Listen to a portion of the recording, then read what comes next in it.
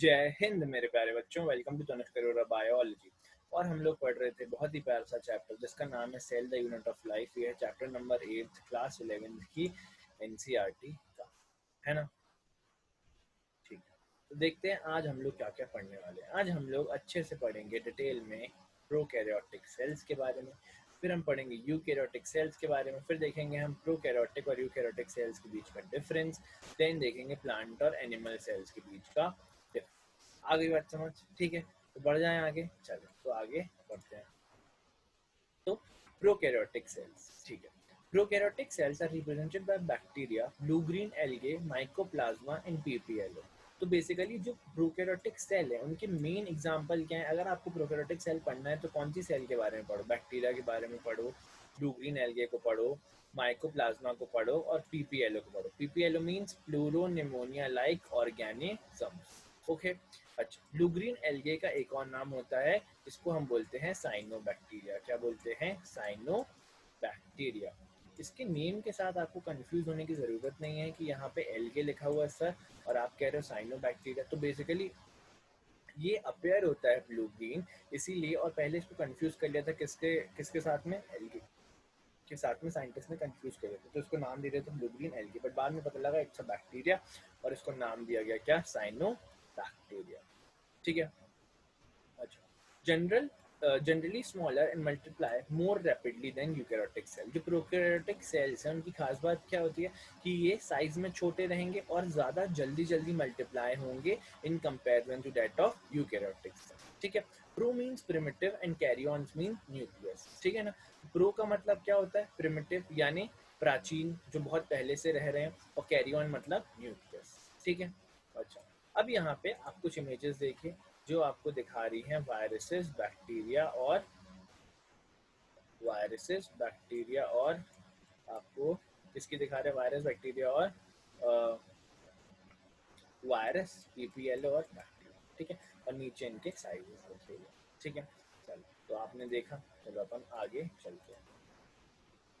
ये देखिए, ये आपके सामने इमेज है। मैं एक सेकंड छोटा कर लूँ खुद को, तो ये आपको इमेज अच्छे से दिख रही होगी।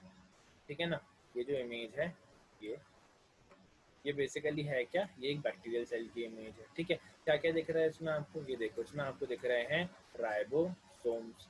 ठीक है, इसमें आपको बाहर वाली लेयर दिख रही है जिसको क्या बोल रहे हैं अपन? कैप्सूल। और क्या दिख रहा है यहाँ पर? ये वाली लेयर जो ये है ब्राउन से कलर की, इसको क्या बोल रहे हैं हम? Cell wall. सेल वॉल के अंदर जस्ट लाइट येलो या लाइट ब्राउन, मतलब जो भी आप बोल सकते हो। ठीक है ना, इसको अपन क्या बोल रहे हैं? Plasma membrane. ठीक है, और ये क्या है? साइटोप्लाज्म। ठीक है, अच्छा। साइटोप्लाज्म बेसिकली वो लिक्विड होता है ना जहाँ पे जो सेल है उसकी सारी ऑर्गेनल्स रहती हैं। अब यहाँ तो ऑर्गेनल्स है नहीं, बट जो भी प्रेजेंट है सेल के अंदर वो अल्टीमेटली किसके अंदर प्रेजेंट होता है? साइटोप्लाज्म के अंदर। ठीक है, ये क्या है हमारे? ये है हमारे फ्लैजेला। क्या है ये? फ्लैजेला।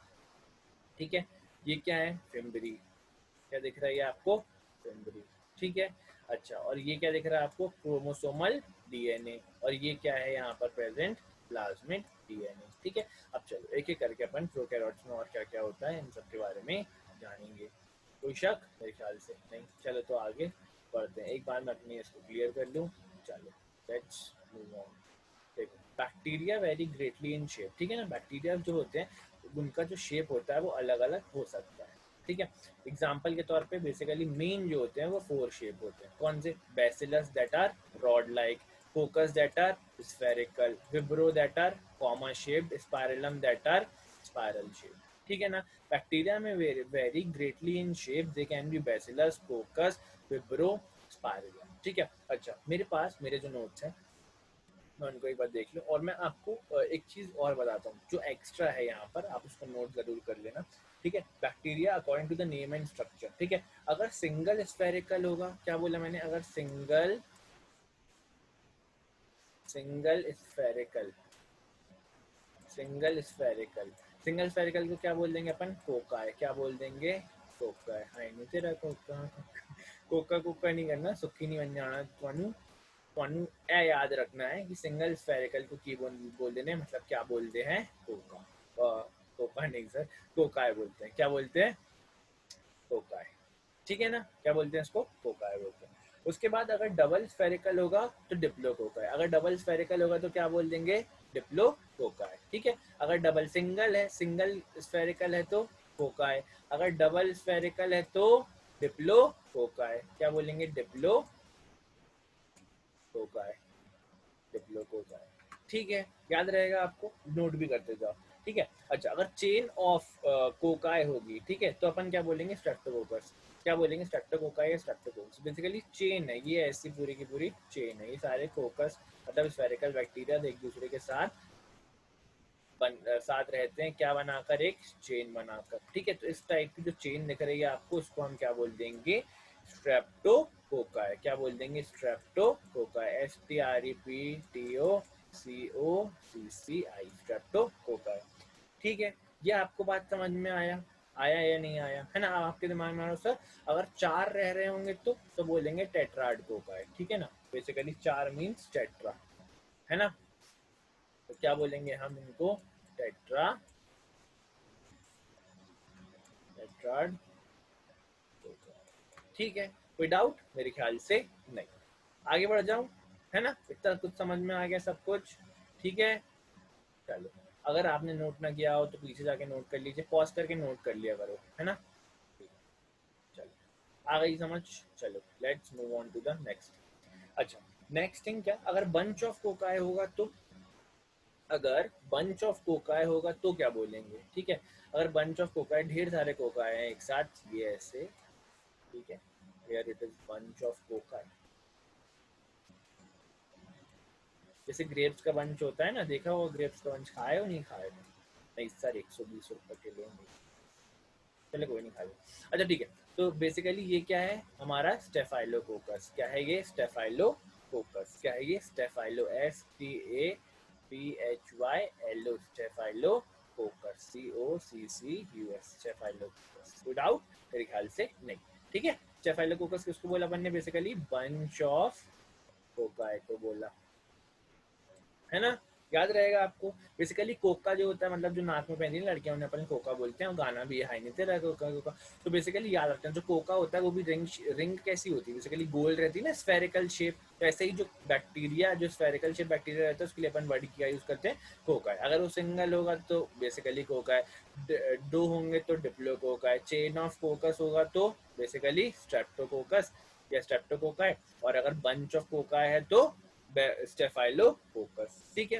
मेरे ख्याल से आप लोगों को इसमें कोई भी शक नहीं होगा, ठीक है। तो ये देखो, ये मेरा रजिस्टर है, मैं इसमें नोट्स लिखता हूँ अपने, और बहुत प्यारे नोट्स हैं, ठीक है। और उन्हीं सब से ये स्लाइड्स भी तैयार हुई हैं, बट बीच बीच में मैं आपको इनसे भी पढ़ाऊंगा, ठीक है ना। अच्छा, क्या है ये, अच्छा, क्यूब लाइक को क्या बोलेंगे, सरसीना कोकाई, ठीक है। अगर क्यूब लाइक की शेप में, अब क्यूब कैसे बन सकता है, क्यूब बेसिकली देखो ऐसे बनता है ना, बेसिकली उन कोकस ने मिलके ही क्या बना लिया है, क्यूब का शेप बना लिया है, ठीक है। बेसिकली ये मान लेते अपना क्यूब है, तो यहाँ पर ऐसा उन्होंने शेप बना लिया है, बेसिकली इस शेप में वो अरेंज हो गए हैं कि हमें लग रहा है कि वो क्या है, एक क्यूब, क्या है, एक क्यूब। समझ गए बात को, है ना। क्या है ये, एक क्यूब। क्या बोला हमने इसको, हमने इसको बोला सरसीना कोका, क्या बोला, सरसीना कोका, ठीक है ना। सरसीना, SARCINA,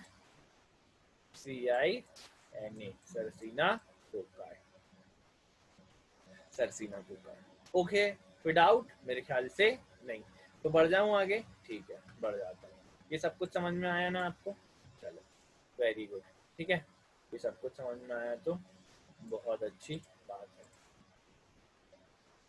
अच्छा, कुछ चीजें अभी और बची हैं, वो भी बता देता हूँ। रॉड, अब रॉड शेप के लिए क्या बोला अपन ने, बैसिलस। पहले अपन ने कोकस को कंप्लीट कर लिया, स्फेरिकल वाले बैक्टीरिया के बारे में सब कुछ जान लिया, अलग अलग शेप में अरेंज होगा तो अलग अलग क्या क्या बोला। इसके बाद बात आती है रॉड शेप की। रॉड शेप के लिए क्या वर्ड यूज करते हैं हम, बैसिलस, ठीक है। अच्छा, मैंने इसको जो अपने बचपन में याद किया था, वो ऐसे याद किया था कि रॉड शेप की क्या होती है, बेत, मास्टर जी बेत से मारते हैं ना, बेत बेसिकली ऐसी एक पतली सी लकड़ी होती है जिसको अपन बैट बोलते हैं, ठीक है। अच्छा, तो आप याद रख सकते हो, बी फॉर बेथ, और बी किस तरीके की दिख रही है आपको, रॉड लाइक दिख रही है, और बी फॉर बैसिलस, बैसिलस ऐसा बैक्टीरिया होता है जो कि रॉड शेप का होता है, ठीक है, कोई डाउट? मेरे ख्याल से कोई डाउट नहीं होगा, आप भी याद रख सकते हो। ठीक है, अगर चेन ऑफ रॉड शेप है तो स्ट्रेप्टोबैसिलस बोलेंगे। अगर चेन ऑफ रॉड शेप है, मान लो ये एक रॉड शेप बैक्टीरिया, ये दूसरा रॉड शेप बैक्टीरिया, ये तीसरा रॉड शेप बैक्टीरिया, ये चौथा रॉड शेप बैक्टीरिया, ऐसे करके एंड सो ऑन, एक चेन है, तो उसके लिए क्या वर्ड यूज करेंगे? स्ट्रेप्टो वर्ड तो चेन के लिए करते ही करते हैं। और ये बैक्टीरिया कैसा है? बैसिलस, मतलब रॉड शेप का है, तो इसलिए क्या बोला उसको? Strepto bacillus. क्या बोला? Strepto bacillus. बेसिकली इस बात को समझो ना, स्ट्रिप जो होती है, स्ट्रिप जो होती है वो स्ट्रिप कब बनती है? जब उसमें कई सारी चेन लाइक दिखती है ना हमको स्ट्रिप, इसीलिए बेसिकली अपन इसके लिए क्या वर्ड करते हैं? Strepto. Strepto means chain like, basically याद रखिएगा, ठीक है ना? चेन लाइक, चेन लाइक, ठीक है। अच्छा, इसके बाद अगर फ्लैजिलेटेड रॉड भी हो सकता है बैक्टीरिया, मान लो ये रॉड शेप बैक्टीरिया है और इसमें क्या लगे हुए हैं, मतलब निकले क्या हुए हैं इससे? फ्लैजिला, है ना? हम अभी पढ़ेंगे। तो फ्लैजिला होते हैं ना, वो बैक्टीरिया में किसके लिए हेल्प करते हैं? याद रखिएगा, फ्लैजिला, फ्लैजिला किस लिए हेल्प करते हैं? मूवमेंट के लिए। किसके लिए?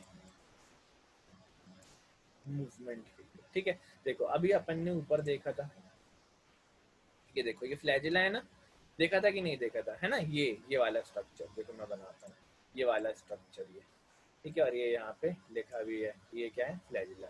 आ रही है बात समझ? मेरे ख्याल से आ रही होगी। चलो आगे चलते हैं, है ना। और वही अपन ने अभी पढ़ा, ये अपन ग्रेडियंट, ठीक है। चलो ये समझ गए ना? अच्छा, इसके बाद जो हमारा हाफ कर्व, क्या बोला हमने? हाफ कर्व या कॉमा शेप, ठीक है। विब्रो का मतलब है कॉमा शेप या फिर हाफ कर्व। क्या है? हाफ कर्व, ठीक है। हाफ कर्व या कॉमा शेप, बेसिकली इस तरीके का, बेसिकली इस तरीके का हाफ शेप या कॉमा शेप, इसको हम हाफ कर्व या फिर कॉमा शेप क्या बोलते हैं? इसको हम विब्रो। क्या बोलते हैं हम? विब्रो। क्या बोलते हैं हम? विब्रो, ठीक है ना? ठीक है, इसका एग्जांपल क्या है? याद रख लो, है ना, इंपॉर्टेंट है। इसका एग्जांपल है विब्रो कॉलेरी। क्या एग्जांपल है? विब्रो कॉलेरी। इससे क्या होता है? कॉलेरा होता है, ठीक है ना? CHOLLERA, ठीक है ना? विब्रो कॉलेरी, ठीक है। अच्छा, अब एक और बैक्टीरिया बच गया, एक और शेप का बच गया, ठीक है। अच्छा, वो है स्पाइरेलम। क्या है? स्पाइरेलम, ठीक है। अच्छा, स्पाइरेलम, है ना? स्पाइरेलम बेसिकली ये कैसा होगा? ऐसे शेप का होगा, है ना? स्पाइरल शेप का होगा। अरे कलर बदल गया, रेड करो। हाँ, ठीक है ना? कैसा होगा? स्पाइरल शेप का होगा, ठीक है। और ना स्पाइरल के लिए एक और टेक्निकल टर्म यूज करते हैं, उसको हम बोलते हैं हेलिकल। क्या बोलते हैं? HELLICAL, ठीक है, हेलिकल। आपने स्प्रिंग देखी है, वो कैसी होती है? ऐसी होती है ना, स्फेरिकल, बेसिकली स्पाइरल के शेप की होती है। बेसिकली कैसी होती है वो? हेलिकल, ठीक है। अच्छा, इसका एग्जांपल क्या है? हेलिकल बैक्टीरिया फिर स्पाइरल बैक्टीरिया का एग्जांपल पता है क्या है? हेलिकोबैक्टर पायरोली। क्या है? हेलिकोबैक्टर, हेलिकोबैक्टर पायरोली, हेलिकोबैक्टर पायरोली, ठीक है ना? हेलिकोबैक्टर पायरोली, ठीक है। ये ना स्टमक में अल्सर कॉज करता है, ठीक है। ये क्या करता है? स्टमक की वॉल में रहता है और वहां पर उसको एरोड करता जाता है धीरे धीरे करके। तो जो स्टमक में एसिड रिलीज होता है, और ये खुद भी एसिड प्रोड्यूस करता है, तो स्टमक में जो एसिड रिलीज होता है ना, बेसिकली उसके कारण जो स्टमक की वॉल होती है उसमें छाले हो जाते हैं, बेसिकली एरोड हो जाती है वो, और वहाँ पे बहुत ज़्यादा जलन होती है, बड़ी खतरनाक बीमारी होती है, ठीक है ना? ये हेलिकोबैक्टर पायरोली से होती है, समझ गए? चलो बढ़ जाऊँ आगे, ठीक है। अच्छा, अगर आपको कुछ भी समझ नहीं आता ना तो आप लोग कमेंट करके पूछ सकते हो, कोई बुरी बात नहीं है। अच्छा, all prokaryotic cells have a cell wall surrounding the cell membrane except in mycoplasma, ठीक है। बेसिकली सारी की सारी जो कि प्रोकैरियोटिक सेल होती है, ठीक है, कौन कौन सी होती है? अभी ऊपर अपन ने देखा था कि bacteria, blue green algae, mycoplasma और पीपीएलओ, ठीक है। Bacteria, blue green algae, mycoplasma and PPLO, ये रिप्रेजेंट करते हैं किसको? हमारे प्रोकैरियोटिक सेल को। इसमें से सबके पास क्या देखने को मिलेगी आपको? Cell wall. क्या देखने को मिलेगी? Cell wall. लेकिन किसके पास नहीं देखने को मिलेगी? एक एक्सेप्शन कौन है? वो है माइकोप्लाज्मा। क्या है? माइकोप्लाज्मा, ठीक है।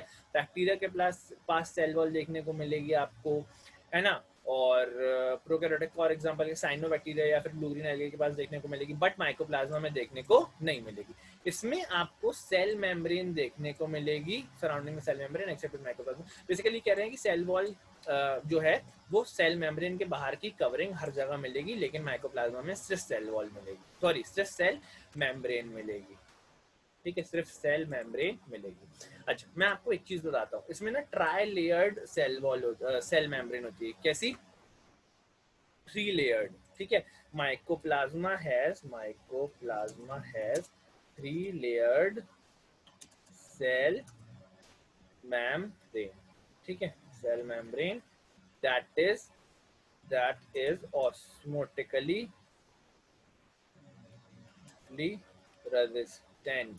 osmotically resistant, यानी इसमें माइकोप्लाज्मा के ऊपर जो बाहरी वातावरण का जो कंसंट्रेशन है, अगर वहां पे सॉल्यूट का कंसंट्रेशन, सॉल्वेंट का कंसंट्रेशन चेंज होगा तो उससे माइकोप्लाज्मा को फर्क नहीं पड़ेगा, जस्ट बिकॉज ये क्या है, ऑस्मोटिकली रेजिस्टेंट है।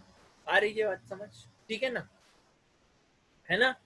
अच्छा, चलो समझ गए, बिकॉज इट इज ट्राइलेट। अच्छा, दूसरी एक सवाल ये बनता है कि जो जो एंटीबायोटिक्स है वो बैक्टीरिया का तो बहुत कुछ बिगाड़ सकती है, लेकिन माइकोप्लाज्मा का नहीं बिगाड़ सकती।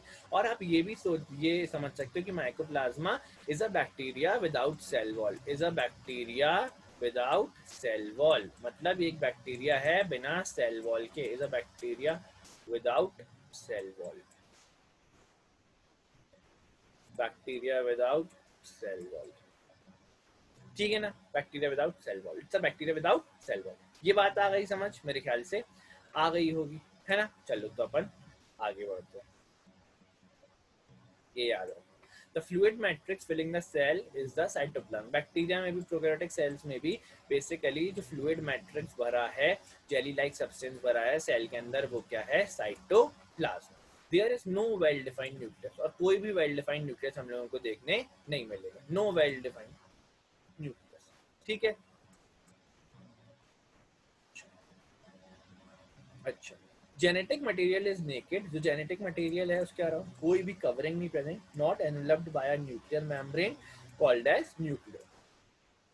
और हम लोग बैक्टीरिया के, प्रोकैरियोट्स के जेनेटिक मटेरियल को हम क्या बोलते हैं? न्यूक्लियोइड। क्या बोलते हैं? न्यूक्लियोइड। ठीक है, विदाउट, मेरे ख्याल से नहीं। In addition to the genomic DNA, the single chromosome that is circular DNA, many bacteria have small circular DNA outside the genomic DNA। Basically genomic DNA के अलावा भी यहाँ पर डीएनए प्रेजेंट होता है, स्मॉल सर्कुलर डीएनए प्रेजेंट होता है, जिसको हम बोलते हैं प्लाज्मिड। क्या बोलते हैं? प्लाज्मिड। देखो, अपन ने जब शुरुआत में इमेज देखी थी, ये देखो, अगर आपको याद हो तो, वैसे आपको याद रखना चाहिए, है ना? ये देखो, यहाँ पे आपको साफ साफ दिख रहा है कि ये सर्कुलर स्ट्रैंड, ये तो मेन है, मेन डीएनए है, बट इसके अलावा भी ये और ये, ठीक है, प्रेजेंट है। ये क्या है? Plasmid DNA. क्या है ये? Plasmid DNA, extra chromosomal DNA. Chromosomal DNA के अलावा जो डीएनए प्रेजेंट है उसको हमने क्या बोला? Plasmid DNA. कोई डाउट? मेरे ख्याल से कोई डाउट नहीं होना चाहिए, ठीक है ना? अच्छा, plasmid confers unique phenotypic character to such bacteria. Basically क्या होता है ना, जो बैक्टीरिया होते हैं उनको स्पेशल टाइप के कैरेक्टर देने का काम कौन करता है? हमारा प्लाज्मिड। कौन? प्लाज्मिड। ठीक है, कुछ बैक्टीरिया को ये स्पेशल टाइप के कैरेक्टर्स प्रोवाइड करा देता है।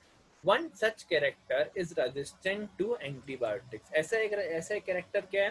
बेसिकली एंटीबायोटिक के प्रति रेजिस्टेंट हो जाना। ठीक है, इसका बेस्ट एग्जांपल क्या पता है? जो टीबी का बैक्टीरिया ना, ट्यूबरक्लोसिस का, मायोबैक्टीरियम ट्यूबरक्लोसिस। तो बेसिकली ट्यूबरक्लोसिस का जो बैक्टीरिया, बड़ी खतरनाक बीमारी होती है, इंसान खांस खांस के मर जाता है इसमें। ठीक है, बहुत गंदी बीमारी होती है, लंग्स में बैक्टीरिया रहने लग जाता है, मायोबैक्टीरियम ट्यूबरक्लोसिस, मैंने जो बताया अभी।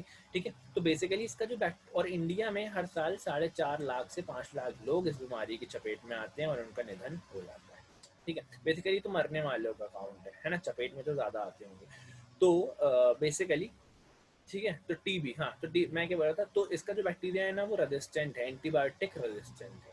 ठीक है, बेस्ट एग्जाम्पल ये है एंटीबायोटिक रेजिस्टेंट बैक्टीरिया का। ठीक है। तो ये क्योर हो सकता है, बट इसमें कॉम्बिनेशन ऑफ एंटीबायोटिक्स दिए जाते हैं। लेकिन जो हम लोग यहाँ पे बात कर रहे हैं वो ये बात कर रहे हैं कि जो टीबी का बैक्टीरिया है उसमें ये कैरेक्टर हमको देखने को मिलता है, रेजिस्टेंस वाला।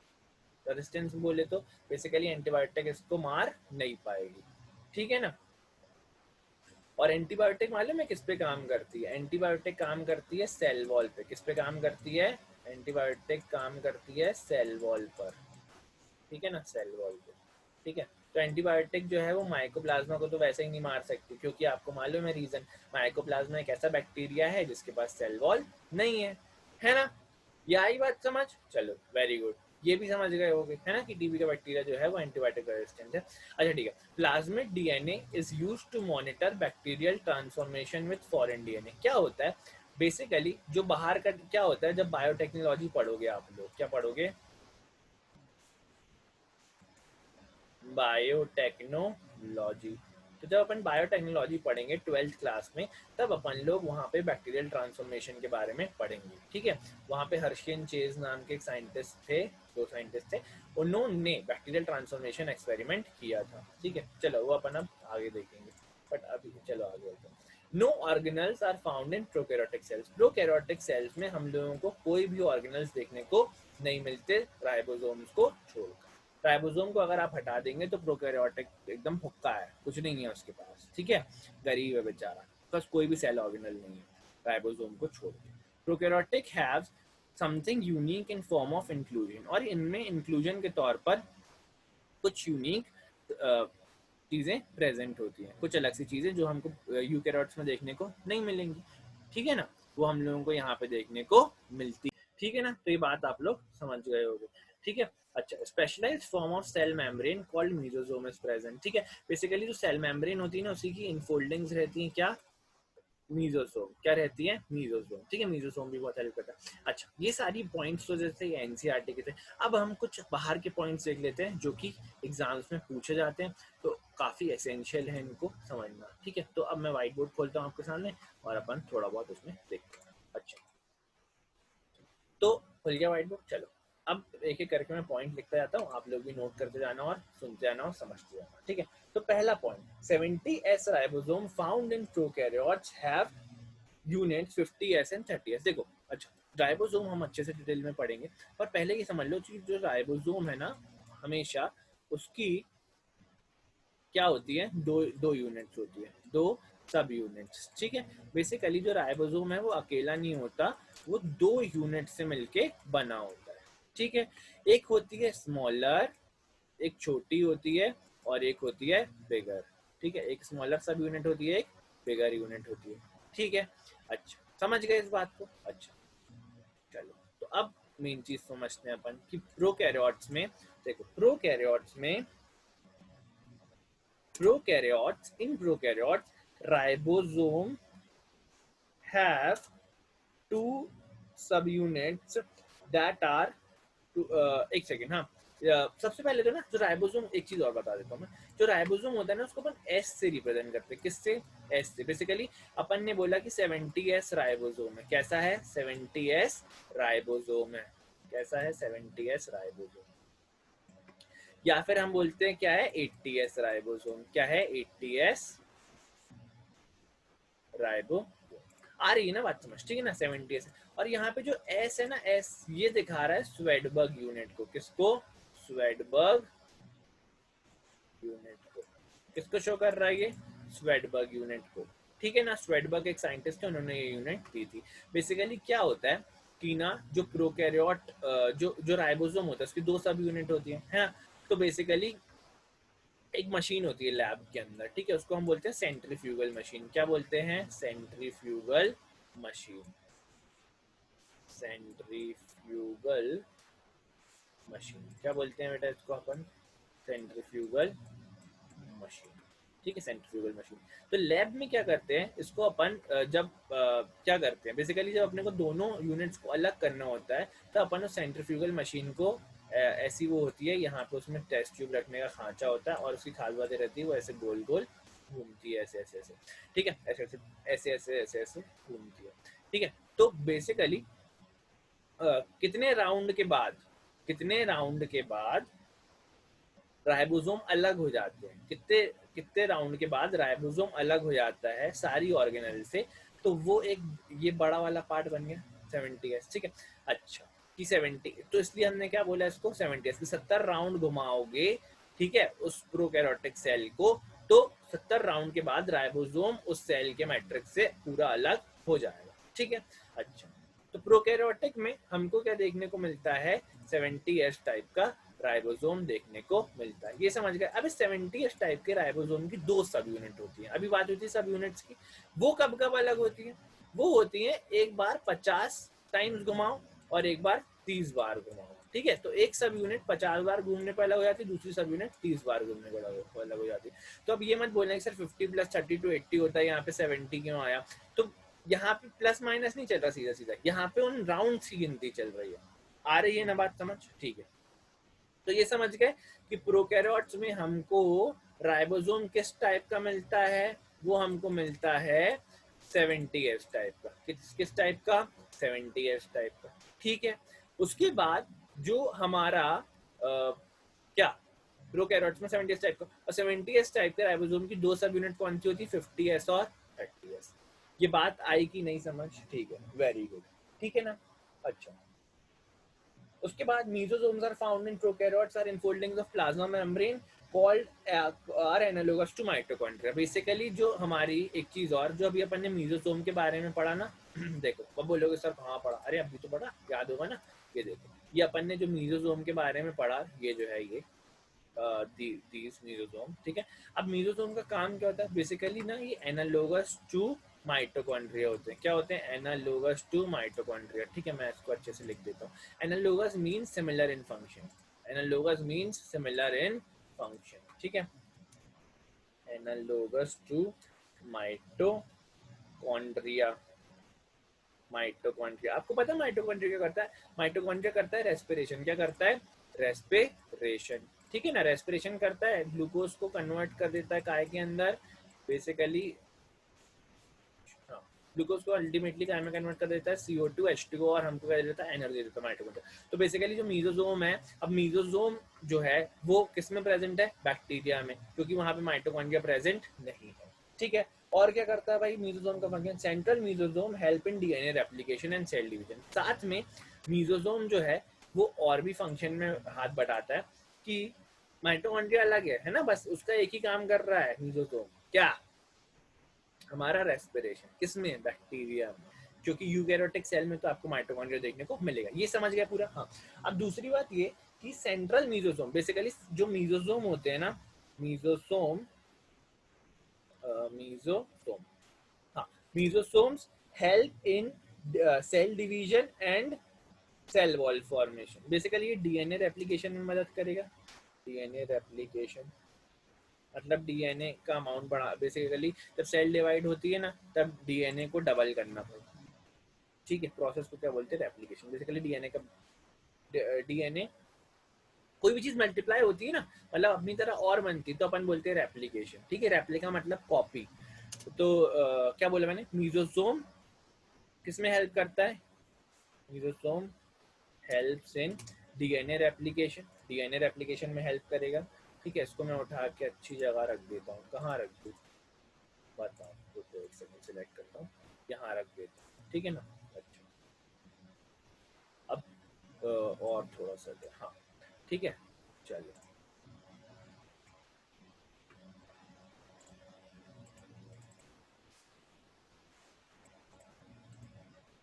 तो mesosome help in DNA replication, ठीक है, डीएनए रेप्लिकेशन। साथ में किसमें हेल्प करते हैं ये, सेल डिवीजन में, सेल डिवीजन। एंड एक और काम रहता है इनका, वो क्या रहता है, वो रहता है हमारा सेल वॉल फॉर्मेशन। क्या रहता है, सेल वॉल फॉर्मेशन, ठीक है। तो ये बातें आपको मीजोसोम के लिए हमेशा ध्यान में होनी चाहिए, ठीक है ना, ये बात हमेशा ध्यान में रखना। कोई डाउट वाली बात तो नहीं होगी इसमें, ठीक है ना, या होगी बता दो, नहीं होगी ना, चलो, है ना, ठीक है, चलो वेरी गुड। चलो अब इसके बाद दूसरी चीज क्या, सेंट्रल मीजोसोम सेलुलर, ये हो गया। अच्छा, on the basis of cell envelope bacteria are divided into two types. Basically जो बैक्टीरिया है, अच्छा ठीक है। अब सेल एनवेलप क्या होता है, चलो अच्छा एक काम करते हैं, सेल एनवेलप अपन नेक्स्ट क्लास में पढ़ने वाले हैं, अभी लेक्चर खत्म नहीं हो रहा, जाना नहीं है, अभी आगे का पढ़ेंगे, ठीक है, यूकैरियोट्स के बारे में और प्रोकैरियोट्स के बारे में, दोनों के बीच में डिफरेंस, ठीक है। बट जो हम अगला लेक्चर लेंगे, जो हमारा लेक्चर नंबर 5 होगा, उसमें हम पढ़ेंगे सेल एनवेलप्स के बारे में। सेल एनवेलप क्या होता है बेसिकली, ठीक है ना, सेल समझ गए, ठीक है, सेल मेम्ब्रेन के बारे में और बाकी चीज़ों के बारे में, सेल मेम्ब्रेन के बारे में, ठीक है। तो बिल्कुल घबराने वाली बात नहीं, जो जो बताया समझ में आया। चलो अब आगे बढ़ते हैं। हाँ देखो, अब प्रोकैरियोटिक और यूकैरियोटिक सेल में बेसिक डिफरेंस अपन पढ़ते हैं, ठीक है। Prokaryotic cell, cell size is small, that is 0.1 to 5 mu metre, ठीक है। मैंने आपको पिछली क्लास में भी बताया कि म्यू का मतलब 10 to the power -6 मीटर, है ना, -6 होता है 10 to the power, और इसको बोलते क्या है, माइक्रोन बोलते हैं, क्या बोलते हैं, माइक्रोन बोलते हैं, ठीक है। अच्छा, सेल साइज इज लार्ज, यहाँ पे जो यूकैरियोटिक सेल होता है बेसिकली वो क्या होता है, सेल साइज इसका लार्ज होता है, 5 से लेके 100 माइक्रोमीटर तक हो सकता है। It has one envelope organisation. अच्छा, अब ये जो पॉइंट है, ठीक है, यहाँ पे आपको समझाना पड़ेगा, तो मैं समझाऊंगा। It has two envelope organisation, ये कैसा होता है, टू एनवेलप ऑर्गेनाइजेशन। अब बात समझना, क्या है ना, जो प्रोकैरियोटिक सेल होता है उसके अंदर बाकी तो बस राइबोसोम को छोड़ के कोई और ऑर्गेनल नहीं होती, साथ में राइबोसोम भी किसी भी मेम्ब्रेन से घिरा नहीं होता। तो पूरे के पूरे सेल में अल्टीमेटली एक ही मेम्ब्रेन होती है, कौन सी मेम्ब्रेन होती है, सेल मेम्ब्रेन, इसीलिए बोला वन एनुलर सिस्टम। लेकिन जो हमारा यूकैरियोटिक सेल होता है, यहाँ पे तो बाहर एक प्लाज्मा मेम्ब्रेन होगी होगी, साथ में इसमें कई सारी अंदर मेम्ब्रेन बाउंड सेल ऑर्गेनलीज हैं अलग अलग, ठीक है। उसमें से 3 तो डबल मेम्ब्रेन बाउंड भी हैं, वो भी हम पढ़ेंगे, ठीक है। आ रही बात समझ, क्यों है वो याद करने का तरीका भी बता दूंगा कि कैसे याद रखोगे उनको, तो घबराने वाली बात बिल्कुल भी नहीं है। तो इसीलिए हमने बोला कि यहाँ पे हमको सेल मेम्ब्रेन के साथ अंदर जो हमारी दूसरी सेल ऑर्गेनल्स हैं उनमें भी क्या देखने को मिल रहा है, मेम्ब्रेन देखने को मिल रहा है। That's why we called it as two envelope organisation. समझ गए बात को, मेरे ख्याल से समझोगे। Organise nucleus is absent, basically अभी देखा था प्रोकैरियोटिक में क्या होता है, जो न्यूक्लियस होता है वो बिखरा हुआ होता है, उसके न्यूक्लियस को हमने क्या बोला, न्यूक्लियस तो होता ही नहीं बेसिकली, जो उसका डीएनए मटेरियल है सस्पेंडेड होता है पूरे साइटोप्लाज्म में, और उसको हम क्या बोलते हैं, न्यूक्लियोइड, क्या बोलते हैं, nucleoid, because nuclear membrane absent होती है, ठीक है। अच्छा, यहाँ पे ऑर्गेनाइज न्यूक्लियस देखने को मिलेगा, समझ रहे हो बात को, यहाँ तो न्यूक्लियर मेम्ब्रेन देखने को मिलेगी, न्यूक्लियस के अराउंड, ठीक है। अच्छा, न्यूक्लियोलस इज एब्सेंट। देखो क्या होता है, न्यूक्लियस के अंदर एक चीज प्रेजेंट होती है, एक और सेल ऑर्गेनल प्रेजेंट होती है, वो भी बहुत हेल्पफुल होती है, उसको हम क्या बोलते हैं, न्यूक्लियोलस, क्या बोलते हैं, न्यूक्लियोलस। तो जब यहाँ न्यूक्लियर मेम्ब्रेन ही नहीं है, न्यूक्लियस ही नहीं है, तो कहाँ से न्यूक्लियोलस होगा भाई साहब, समझ गए ना बात को। चलो, यहाँ पर न्यूक्लियोलस इज प्रेजेंट, यहाँ पे न्यूक्लियोलस प्रेजेंट होगा जस्ट बिकॉज न्यूक्लियर मेम्ब्रेन यहाँ पे प्रेजेंट है, मतलब न्यूक्लियस प्रेजेंट है, तो न्यूक्लियोलस का प्रेजेंट होना तय है, ठीक है। अच्छा, DNA is without histone and usually circular, ठीक है। यहाँ पे क्या होता है, जो डीएनए है ना वो कैसा होता है, विदाउट हिस्टोन प्रोटीन होता है, एक टाइप का प्रोटीन मिलता है डीएनए के अंदर, ठीक है। वो हमको प्रोकैरियोटिक सेल में देखने को नहीं मिलता, ठीक है। अच्छा, और यूजुअली कैसा होता है डीएनए, सर्कुलर होता है, कैसा होता है, सर्कुलर, कैसा होता है, सर्कुलर, ठीक है। अच्छा, अब मैं आपको, हाँ, यहाँ पे क्या होता है ना, DNA is with histone and is linear, ठीक है। बेसिकली अगर आप प्रोकैरियोट्स की बात करो तो वहाँ पे तो हिस्टोन एब्सेंट है और डीएनए कैसा है, सर्कुलर। लेकिन अगर आप यूकैरियोट्स की बात करोगे वहाँ पे डीएनए जो है वहाँ पे हिस्टोन प्रोटीन प्रेजेंट होंगे, और वहाँ पर आपको डीएनए कैसा देखने को मिलेगा, लीनियर, कैसा देखने को मिलेगा, लीनियर। आ रही है बात समझ, ठीक है ना। चलो बढ़ जाऊँ आगे, ठीक है, तो मैं बढ़ जाता हूँ, ठीक है ना। चलो अब चलते हैं अपन नेक्स्ट स्लाइड की तरफ। हाँ, ये स्लाइड आपको दिखा रही है फिर से बैक्टीरिया का स्ट्रक्चर, या बोले तो अपन क्या बोल सकते हैं, यूकैरियोटिक और सॉरी एक प्रोकैरियोटिक सेल का स्ट्रक्चर। ये देखो क्या क्या देखने को मिल रहा है आपको, है ना। यहाँ आपको देखो, ये बाहर, ये सबसे बाहर वाली लेयर जिसको बोला गया है कैप्सूल, ये देखने को मिल रही है। फिर क्या मिल रहा है, सेल वॉल देखने को मिल रही है। फिर क्या दिख रहा है, प्लाज्मा मेम्ब्रेन, जिसको अपन क्या बोलते हैं, सेल मेम्ब्रेन। आ रही है बात समझ मेरे ख्याल से। आ रही होगी, ठीक है। और ये जो लिक्विड लाइक मैट्रिक्स प्रेजेंट है इसको हमने क्या बोला, साइटोप्लाज्म, ठीक है। ये बॉडीज दिख रही हैं आपको, दीज आर राइबोसोम्स, ठीक है। और ये जो मेन डीएनए के अलावा जो एक्स्ट्रा डीएनए प्रेजेंट है, जिसको मैं अलग कलर से दिखाता हूँ आपको, ये वाइट कलर से दिखाता हूँ, ये जो एक्स्ट्रा डीएनए प्रेजेंट है इसको हमने क्या बोला, प्लाज्मिड। क्या बोला, प्लाज्मिड। अच्छा वाइट पे वाइट चलेगा नहीं ना, कैसी बात करते हो। तो हमने क्या बोला, प्लाज्मिड। आ रही है बात समझ।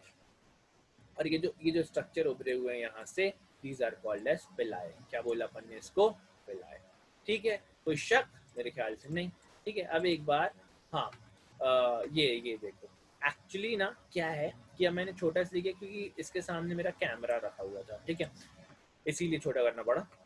मुझे नहीं दिख रहा, कैमरा रखा हुआ है, बाकी इस साइड का पूरा दिख रहा है, पर चलो कोई बात नहीं, शो मस्ट गो ऑन। आपको भी दिख रहा होगा मेरे ख्याल से यहाँ पे, देखो कैमरा नहीं, ये बैक्टीरियल, ये देखो ये फ्लैजिलम दिख रहा है ना, फ्लैजिला, ये बैक्टीरिया का फ्लैजिला है, और ये न्यूक्लियोइड सर्कुलर डीएनए है ना, बोला क्या इसको, न्यूक्लियोइड बोला, यहाँ मिटा के दिखाऊं, ये देखो, समझ गए, है ना, आ रही है ना बात समझ, ठीक है, मेरे ख्याल से आ रही होगी। चलो आगे बढ़ते हैं। ये देखिए, ये एक और आपको ये दिख रहा है अब, यूकेरियोटिक सेल। क्या दिख रहा है, यूकेरियोटिक सेल, ठीक है। यहाँ पे आपको बढ़िया सामान मिलेगा, एंडोप्लाज्मिक रेटिकुलम मिलेगा, न्यूक्लियस मिलेगा, ये अंदर ये जो दिख रहा है ये न्यूक्लियोलस है, ठीक है ना। ये देखो लाइसोसोम मिलेगा, माइटोकॉन्ड्रिया मिलेगा, आप जो बोलो हुकुम कीजिए वो मिलेगा, ठीक है ना, समझ रहे हो बात को, सब कुछ मिलेगा। ये देखो ये राइबोसोम मिलेगा, ये राइबोसोम लिखा हुआ है, ठीक है ना, ये राइबोसोम यहाँ मिलेगा, साइटोस्केलेटन मिलेगा, साइटोप्लाज्म मिलेगा। अच्छा आप सोच रहे हो सर साइटोस्केलेटन को क्या होता है, बेसिकली ना ये सारी की सारी जो ऑर्गेनल्स हैं इनको इनकी प्लेस पर रखने के लिए किसकी जरूरत पड़ती है, साइटोस्केलेटन की, ठीक है ना। अरे ये बात समझ, है ना। ये देखो ये भी लाइसोसोम, ये हमारा गोल्गी अपैरेटस है, गोल्जी अपैरेटस, ठीक है ना, कैमिली गोल्जी ने सब पढ़ेंगे आगे जाके। बट ये समझ गए ना कितनी ज्यादा बड़ी सेल है, मतलब क्योंकि इसमें सारी सारी ऑर्गेनल्स प्रेजेंट है ना, मतलब बढ़िया दमदार पावर पार्टी है ये सेल तो यार, इसके बाद सब कुछ प्रेजेंट है। देखो न्यूक्लियस भी प्रेजेंट है, न्यूक्लियस भी प्रेजेंट है, एंडोप्लाज्मिक रेटिकुलम भी प्रेजेंट है, माइटोकॉन्ड्रिया भी प्रेजेंट है ना। ये आप देख रहे हो यूकेरियोटिक सेल। चलो अब अपन आगे चलते हैं और डिफरेंसेस पढ़ने की तरफ कि प्रोकैरियोट्स और यूकेरियोट्स में और क्या डिफरेंस होता है, ठीक है। चलो, amount of DNA is low. Prokaryotes और यूकैरियोट्स में क्या डिफरेंस, प्रोकैरियोट्स में अमाउंट ऑफ डीएनए क्या है, लो है in comparison to that of eukaryote. Eukaryote में क्या है, हाई है। Transcription and translation occur in the cytoplasm, ठीक है, translation occurs in nucleus while transcription occurs in nucleus while translation take place in cytoplasm. अच्छा अब यहाँ दो नए वर्ड्स आए, एक भारी भरकम भाई ट्रांसक्रिप्शन, दूसरा ट्रांसलेशन, क्या होते हैं देखना पड़ेगा। तो चलो जी अब हम इनको समझने की तरफ चलते हैं, ठीक है, ये भी करेंगे पर पहले ट्रांसक्रिप्शन और ट्रांसलेशन का मतलब जान लेते हैं।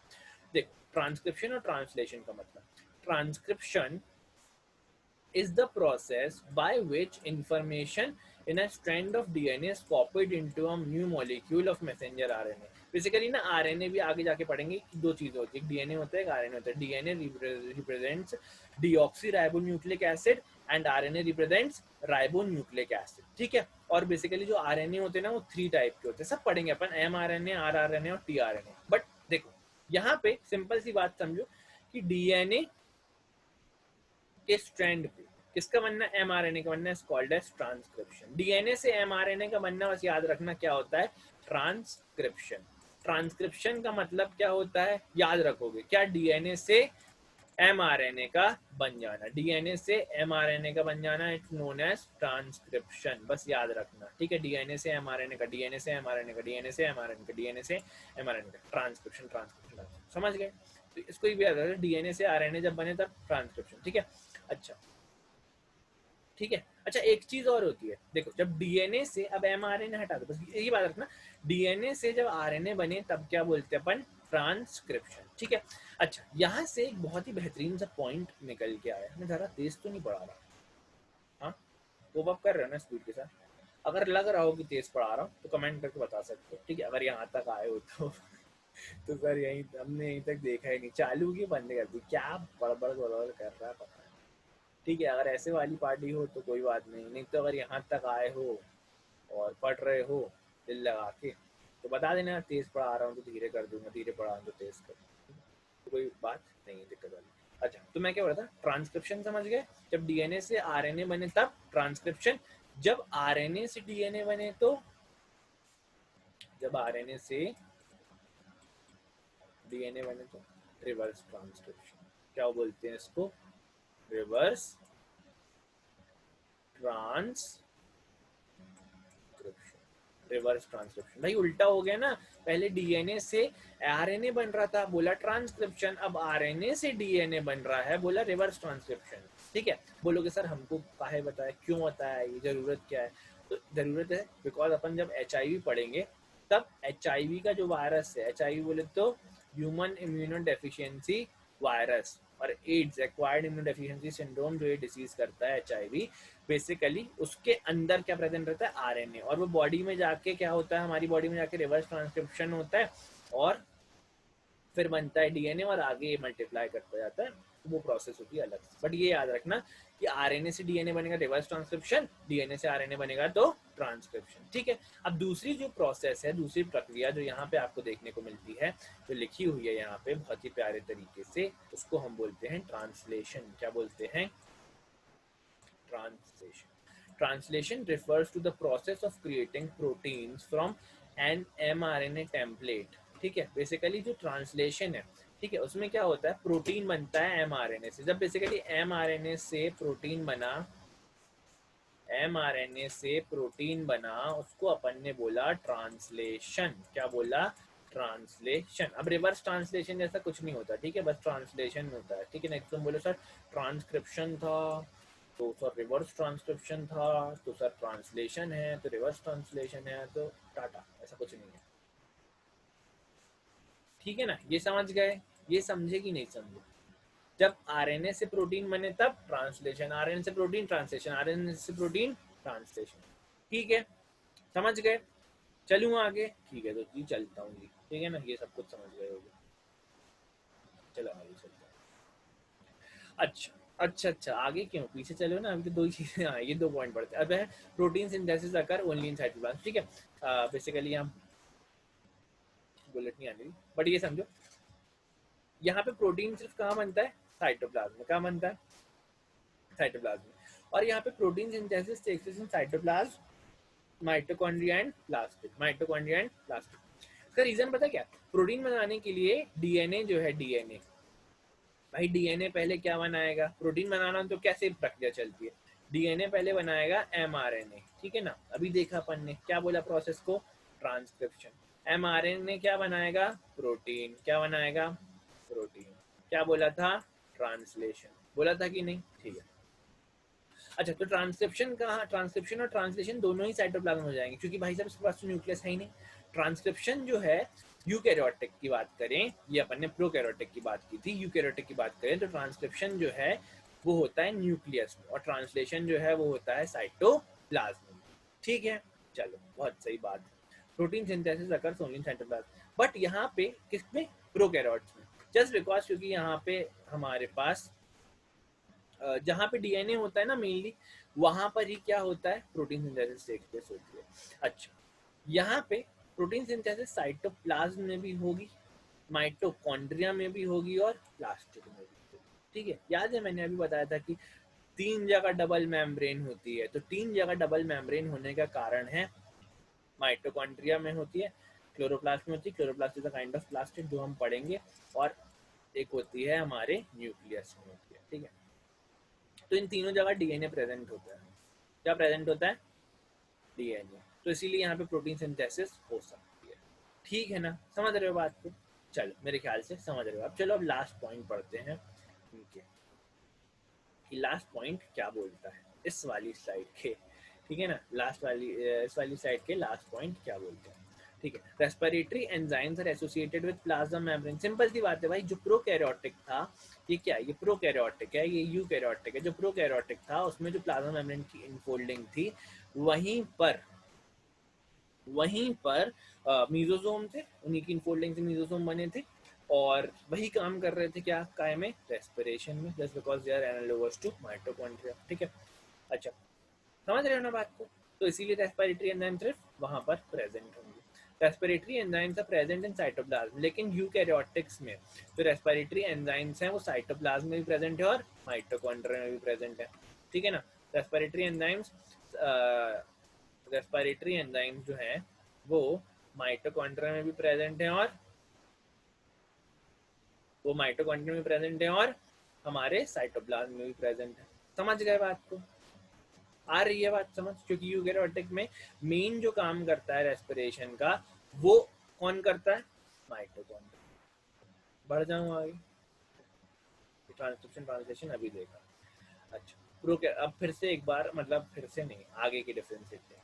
Cytoplasm does not show streaming movement, ठीक है। यहाँ पे जो प्रोकैरियोट्स में cytoplasm does not show streaming movement और यूकैरियोट में साइटोप्लाज्म शो स्ट्रीमिंग मूवमेंट, ठीक है। अब बोलोगे सर ये स्ट्रीमिंग मूवमेंट क्या भला है?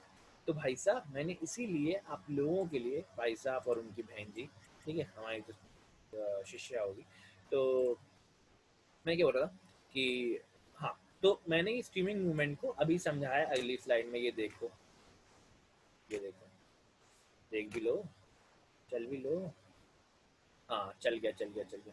तो बेसिकली देखो, हाँ, तो ये है हमारा स्ट्रीमिंग मूवमेंट, ठीक है। अच्छा, स्ट्रीमिंग मूवमेंट का मतलब क्या समझिए। Cytoplasmic streaming also called as protoplasmic streaming, the movement of fluid substance that is cytoplasm within a plant or animal cell, the motion transport nutrients proteins and organelles within the cells. Basically जो cytoplasm है उसका movement क्या कहलाता है?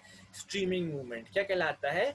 Streaming movement, ठीक है ना। और ये होता क्यों है? ताकि पूरे सेल के अंदर, विद इन द सेल, क्या ट्रांसपोर्ट हो सके?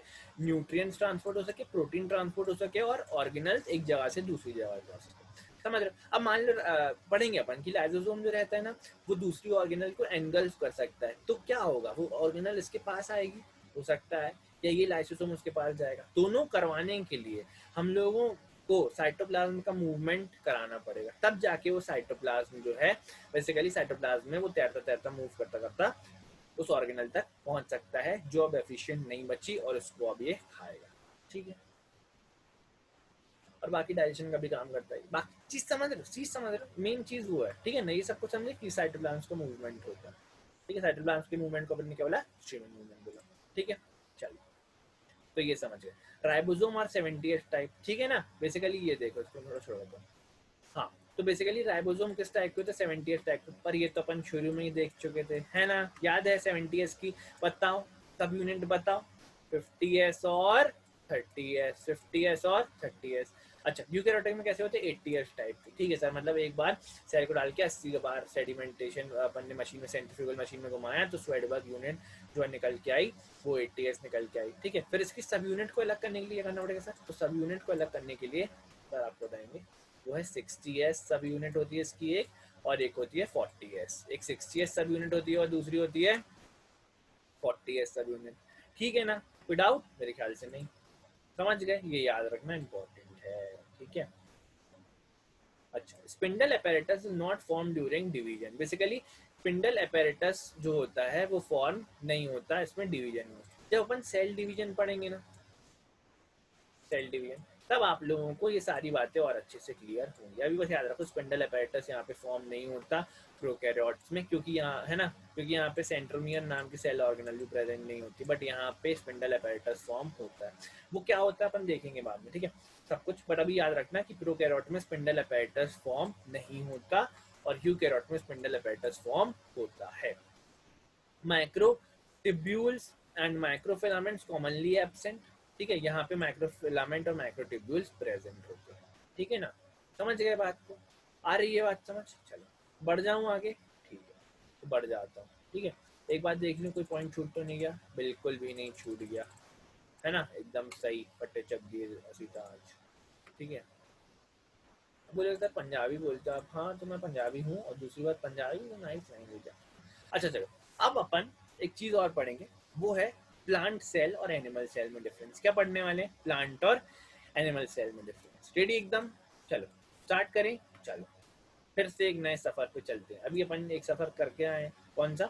यूकैरियोट और प्रोकैरियोट में डिफरेंस देख के आए, ठीक है। अब अपन चलते हैं अपने एनिमल और प्लांट सेल की तरफ। अच्छा, ये दोनों ही कैसे होते हैं? Eukaryotic cell. यूकैरियोटिक सेल के अंदर दो तरीके के सेल, प्लांट सेल और एनिमल। के बारे में अपन पढ़ने वाले, ठीक है। बढ़ जाए आगे, चलो चलते हैं। बढ़ भी जाओ। देख पहुंच गए, पहुंचे नहीं मतलब, देख ये है आपका, क्या दिख रहा है आपको, ये प्लांट सेल। क्या दिख रहा है आपको, प्लांट सेल, ठीक है। क्या दिख रहा है आपको, ये प्लांट सेल। मैं इसको थोड़ा छोटा करूँ, अब आपको भी पूरी तरीके से दिख रहा होगा, नहीं तो ये स्क्रीन, ये वाली स्क्रीन कवर कर रही होती है ना इसको, ठीक है। बट अब ऐसा नहीं हो रहा होगा। तो बेसिकली यहाँ पे आपको क्या क्या देखने को मिल रहा है, देखो सेल वॉल देखने को मिल रही है, सेल मेम्ब्रेन देखने को मिल रही है, गोल्जी अपैरेटस देखने को मिल रहा है, क्लोरोप्लास्ट देखने को मिल रहा है, ठीक है। वैक्यूल मेम्ब्रेन है ये, ठीक है, वैक्यूल प्रेजेंट होता है इसके अंदर, ठीक है ना। अच्छा, फिर क्या देखने को मिल रहा है इसके अंदर, वैक्यूल के अंदर भी अलग अलग चीज़ें हैं, ये जैसे ग्रेफाइट क्रिस्टल और डस्ट क्रिस्टल। अपने को नहीं पढ़ना है, चिंता मत करो, अपने को यही इंपॉर्टेंट है कि वैक्यूल, ठीक है। और वैक्यूल के कुछ काम होते हैं ऐसे जिनमें इनका रोल नहीं होता, जो अपने को पढ़ना है, जो अपने को, ठीक है। अच्छा, और क्या प्रेजेंट है इसमें, माइटोकॉन्ड्रिया प्रेजेंट है, फिर देखो स्टार्च ग्रेन प्रेजेंट है। स्टार्च जो देखो, जो प्लांट्स होते हैं ना, अभी पढ़ेंगे अपन कि जो प्लांट्स होते हैं वो अपने अंदर फूड जो मटेरियल है उसको स्टोर करते हैं स्टार्च के फॉर्म, ठीक है। अच्छा, ये देखो लार्ज सेंट्रल वैक्यूल प्रेजेंट है ना। ये देखो, ये आपको दिख रही है एंडोप्लाज्मिक रेटिकुलम, ये भी एक सेल ऑर्गेनल होती है, अपन पूरा पढ़ेंगे इसको, ये ER, ठीक है। अच्छा, फिर ये देखो, ये है न्यूक्लियस और ये है इसके अंदर न्यूक्लियोलस, ठीक है, न्यूक्लियस न्यूक्लियोलस, ठीक है। ये देखो, ये हमारी स्मूथ ER होती है। अच्छा, दोनों में फर्क क्या है, यहाँ पे ना राइबोसोम के पार्टिकल प्रेजेंट है, धसे हुए हैं इसमें एंडोप्लाज्मिक रेटिकुलम में, तो वो रफ दिखती है, इसीलिए अपन ने नाम लिया रफ एंडोप्लाज्मिक रेटिकुलम। यहाँ पे स्मूथ अपेयर हो रही है, दैट्स व्हाई, बिकॉज धसे हुए नहीं है यहाँ पे पार्टिकल्स, है ना। यहाँ कहाँ दिख रहे हैं आपको, यहाँ ऑब्जर्व हो रहे हैं इस रीजन में धसा हुआ कुछ भी पार्टिकल, हाँ हो रहे हैं क्या। अच्छा चलो, रुक जाओ, जूम करके दिखाऊं, लो जूम करता हूँ, ये देखो, ये देखो, इस रीजन की बात कर रहा हूँ मैं, ये वाला दिख रहा है, ये इस रीजन की बात कर रहा हूँ, ये नहीं दिख रहा है ना, इसीलिए that's why it is called as SER, basically smooth endoplasmic reticulum, समझ गए। And these are Golgi vesicle, basically Golgi bodies से, बेसिकली जो हमारे गोल्जी अपैरेटस होता है जो प्रोड्यूस करता है, ये देखो इससे ही ये बने हैं, इनको अपन ने क्या बोला, गोल्जी वेसाइकल्स। क्या बोला, गोल्जी वेसाइकल, ठीक है, साइकिल नहीं रे बाबा, वेसाइकल, ठीक है, समझ गए। चलो आगे चलते हैं, चलो भी, हाँ, ये माउस चलो। अब बात आती है, अपन कहाँ पहुंच गए, एनिमल सेल की तरफ। एक बार थोड़ा सा और जूम आउट कर लो इसको, हाँ देखो, एनिमल सेल की तरफ। अब एनिमल सेल और प्लांट सेल में जो मेजर डिफरेंस है वो ये है, वहाँ पे हमको एक बाहर देखो, दिखाऊं आपको, वहाँ पे हमको क्या देखने को मिल रही थी बाहर, सेल वॉल। क्या देखने को मिल रही थी, सेल वॉल। लेकिन एनिमल सेल में अपने को सेल वॉल देखने को नहीं मिलती, सेल वॉल देखने को नहीं मिलती। मेजर डिफरेंस अभी टेबुलर फॉर्म में भी देखेंगे, मतलब टेबल बने हुए पूरा, इस साइड प्लांट इस साइड एनिमल, बट आप ओवरव्यू, अभी ओवरव्यू समझ रहे हैं, ठीक है ना अपन। अच्छा, ठीक है, ये समझ गए बात को। देखो, ये राइबोसोम यहाँ प्रेजेंट होंगे, सही बात है, लाइसोसोम प्रेजेंट होंगे, एंडोप्लाज्मिक रेटिकुलम प्रेजेंट होगी, सेल मेम्ब्रेन प्रेजेंट होगी, माइटोकॉन्ड्रिया प्रेजेंट होगा, Golgi apparatus, cytoplasm, nuclear envelope, nucleolus, सब प्रेजेंट होगा। बस एक दो चीजें प्रेजेंट नहीं होंगी, ठीक है ना। यहाँ पे सेंट्रोमियर भी प्रेजेंट होगा, ठीक है। यहाँ पे एक और चीज देख लो, सेंट्रोमियर, ठीक है, सेल डिवीजन में हेल्प करता है, एनिमल सेल में प्रेजेंट होता है, प्लांट सेल में प्रेजेंट नहीं होता। आ रही है बात समझ, चलो अब अपन थोड़ा आगे चलते हैं, चलो let's move on a little bit further. Plant or animal cell में अब अपन डिफरेंस पढ़ते हैं, अभी अपन ने देखा, अब अपन पढ़ेंगे, ठीक है, कि होता क्या। देखो, प्लांट सेल जो होता है वो लार्जर होता है साइज में, और एनिमल सेल स्मॉलर होता है साइज, ठीक है। Can not change its shape, basically जो प्लांट सेल है ना वो काफी रिजिड होता है। कैसा होता है, रिजिड। रिजिड क्यों होता है, रीजन जानना है, रीजन है सेल वॉल। क्या रीजन है रिजिड होने का, सेल वॉल, बिकॉज इसमें क्या प्रेजेंट होती है, cell wall, because it has cell wall, that's why it is rigid, ठीक है ना। ठोस होता है काफी, अपना शेप नहीं बदल सकता।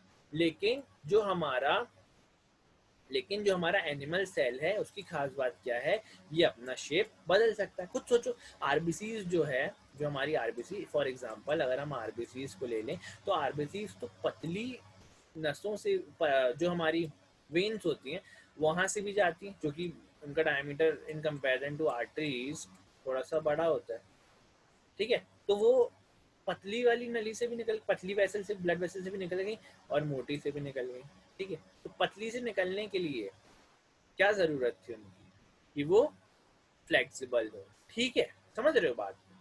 जस्ट बिकॉज क्योंकि वो अपना शेप थोड़ा बदल सकते, और भी दूसरे दूसरे सेल्स होते हैं वो भी अपना शेप बदल सकते हैं। अच्छा, cell wall present, plant cell में सेल वॉल प्रेजेंट और एनिमल सेल में सेल वॉल एब्सेंट।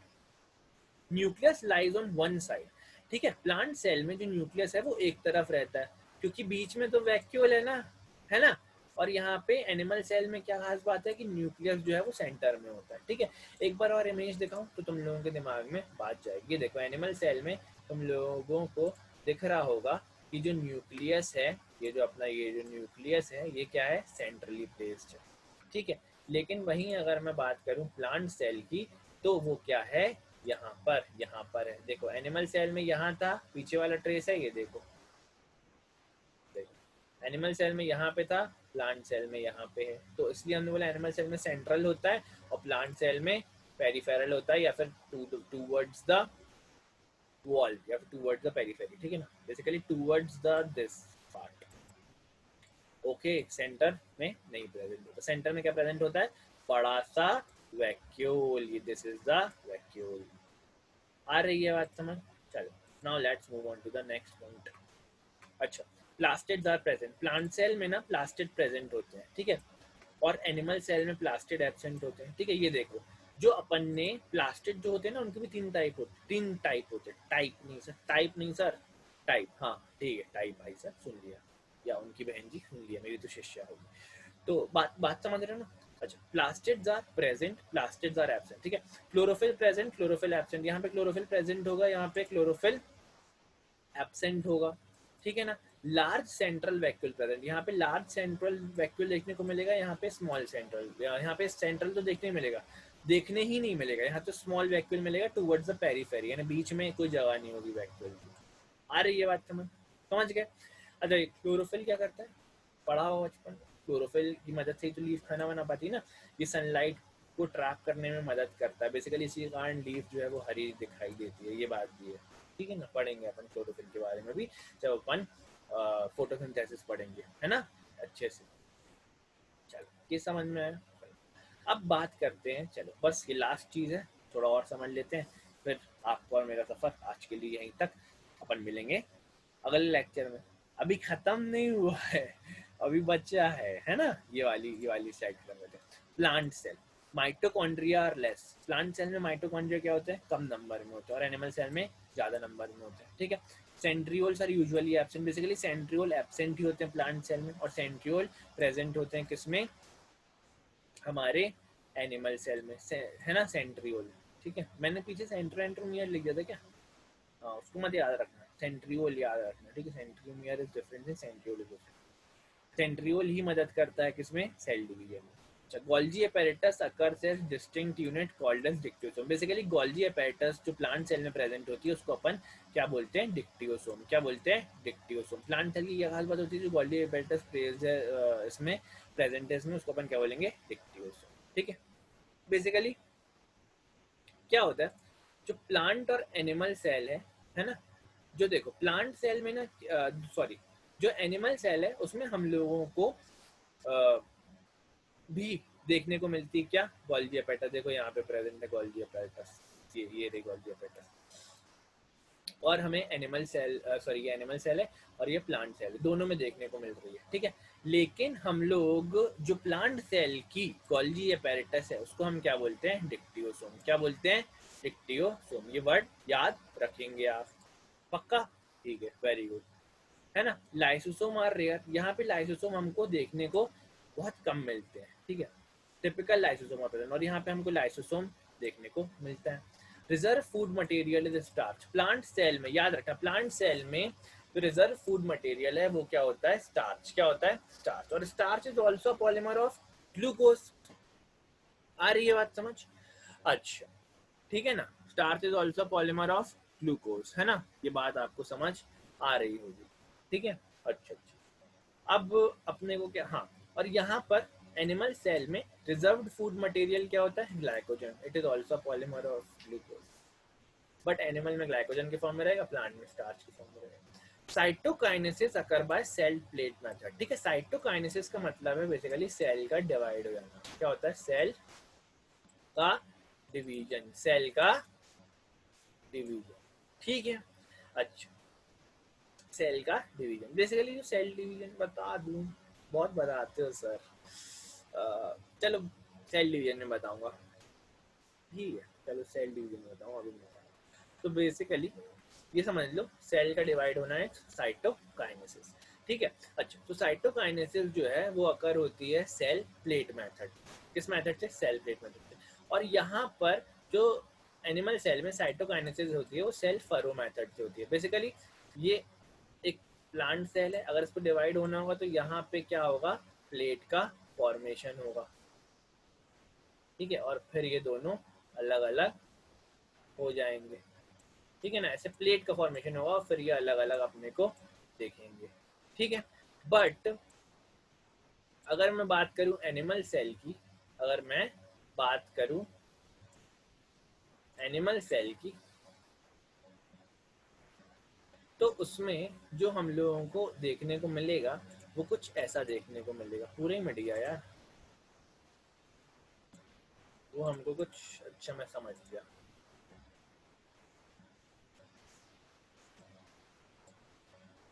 ठीक है ना, वो हमको कुछ ऐसा देखने को मिलेगा. बोले तो ऐसा डिवाइड होता है, ये देखो.